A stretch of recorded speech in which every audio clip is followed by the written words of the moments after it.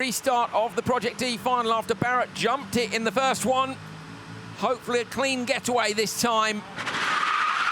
Absolutely fantastic start in the front row for both Cyril Raymond and Yannis Baumanis. Baumanis can't quite get in there. Holton has a look to the inside line. Baumanis gives enough room from behind.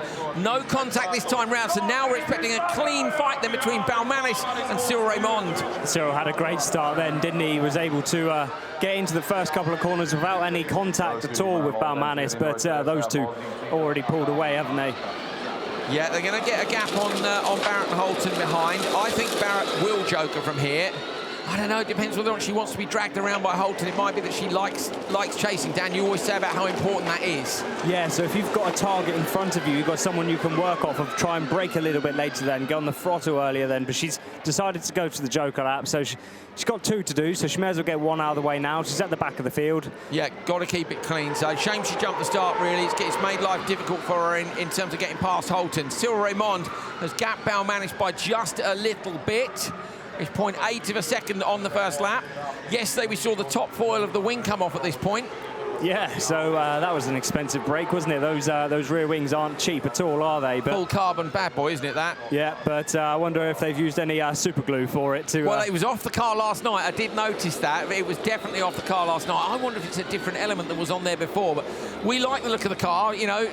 I'll be honest, I was never a big fan of it as a World Rally car, but I think with the sort of R5 with the big rear wing, it actually looks quite cool. Yeah, it looks really smart, doesn't it? And it seems to handle really well as well. So that's the other thing, of course. There's been a lot more running for the Fiestas in both in testing. I got a ride with Stoll here last year when they debuted the car in front of the crowd. Been testing and racing since then. Manfred Stoll has been. Holton's gone joker to cover off Barrett. Stoll's been racing in Austria and has actually won events outright using the car. Well, and the chassis has been used in conventional supercars as well. Yes, of course. So they've got all of that data too, whereas, of course, the Citroën hasn't had any of that running at all. No, it hasn't. It's a successful R5 car, Rally 2, depending on how you want to refer to it. Citroën are still referring to it as based on the R5 car, Citroën Racing. This is a great job interview by Cyril Raymond, isn't it? Yeah. What can you bring to the floor, Mr. Raymond? Oh, well, I can 1.1 seconds on the. Mind you, most of that 0.8 was on the first lap. Yeah, so just settling in. The car looks a little bit bouncy, you know. Over the curbs. As he lands off of all of the impact, I'm wondering whether maybe he's had a hard landing off of one of the jumps. Oh, what, and blown a damper in the rear. I'm with you. So Cyril did actually say to us, Natalie takes her second joker on lap 4. Cyril said to us that with the car, with the settings it's running currently, obviously there's a bit of additional weight in terms of things like batteries and motors in the car compared to a standard rally car, and the weight balance is different front to rear. So Cyril had said he's having to squash the jump at the back of the track a bit, and then we're going to work on the settings for that. Yeah, I see what you mean, Dan, rear end. Yeah, the back of the car is quite bouncy. Watch him as he lands over the jump now. No, it's not too terrible, bad, is it? But no.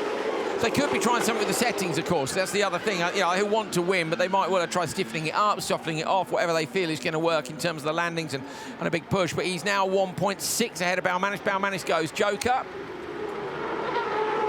So Baumanis getting out of the mirrors of Cyril as he comes through the first corner. Cyril Raymond is able to slide that car the whole way from the exit of that corner right the way out to the outside. And this is what was missing, we were saying in Hollis, is people leaning on the car. Yeah, so not quite able to master it, have they? But maybe they found something with the cars, of course. This championship as a whole, the technology is moving forwards. Everybody's learning at the same pace.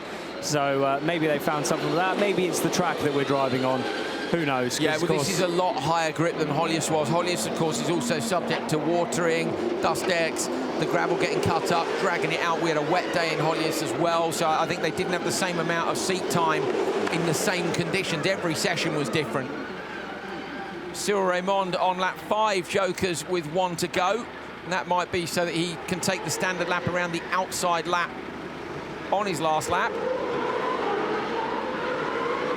What's the gap back to Baumanis now? It's about 1.6 when he went in. 2.4. Yeah. Yeah, good job by Cyril. Very much. Citroën will be very pleased with that. Natalie Barrett, look, is right with Holton. And she's done her 2 joker laps. So Barrett does have the pace, but she struggled to pass Holton earlier on today, sliding the rear of the car out wide. Come on, Natalie, give it a go. Come on, Holton as well. See if he can hold on.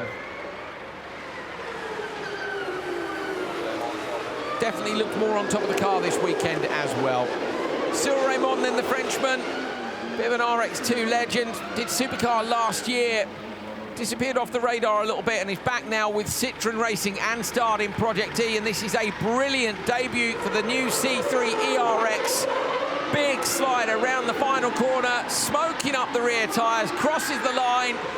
That car looks perfectly well balanced to me. Cyril's not afraid of chucking that about as he takes the win in the second ever round of Project E. Holton and Barrett still fighting it out for P3. Baumanis crossed the line already. Napoli goes out wide. She's going to cut in tight now and try and gun it to the line. Good tactics from her spotters, but not quite close enough. Oh, donuts look from Baumanis and from Cyril Raymond. Absolutely lighting it up. That gives you a good idea. Ken Block measured the wheel speed at something ridiculous, like 180 kilometers an hour on these, because of course you don't have to go up through the gears, you just keep winding the throttle on until the RPM goes super high on the motor. Cyril's going to get out of the car. If I was Citroën Racing, I would be very pleased indeed with that kind of a debut. Great race between him and Yanis. Gives Yanis a wave and a thumbs up. Yanis Baumanis taking P2 at home in Latvia. Yeah, well done, Cyril. Looked so on top of the car. I was quite surprised how much he was willing to get it sideways over the start-finish line, but he obviously feels really comfortable in it. Cyril Raymond taking the win in Project E. Yanis Baumanis, Svein Beate Holten, and Natalie Barrett in P4.